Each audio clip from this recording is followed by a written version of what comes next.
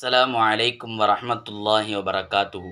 நபிகள் நாயகம் ஸல்லல்லாஹு அலைஹி வஸல்லம் அவர்கள் இறைவன் மீது ஆணையிட்டு 3 காரியங்களை சொன்னார்கள். பெருமானார் ஸல்லல்லாஹு அலைஹி வஸல்லம் அவர்கள் கூறிய முதல் காரியம் என்னவென்றால், ஒமா நகஸ மாலுன் மின் சதகா, சதகா கொடுப்பதினால் உங்களுடைய பொருள் ஒரு பொழுதும் குறையாது என்பதாக கூறினார்கள். இரண்டாவதாக கூறினார்கள், ஒமா ஜாதல்லாஹு அப்தன் பிஅஃவின் இல்லா இஸ்ஸன், அல்லாஹுவுக்காக எந்த ஒரு மனிதர் என்னை மன்னித்து விடுங்கள் என்று கேட்கிறாரோ அவரை மன்னித்தால் இறைவன் அவர்களுடைய தரஜாக்களை உயர்த்துகிறான் என்பதாக பெருமானார் ஸல்லல்லாஹு அலைஹி வஸல்லம் அவர்கள் கூறினார்கள்.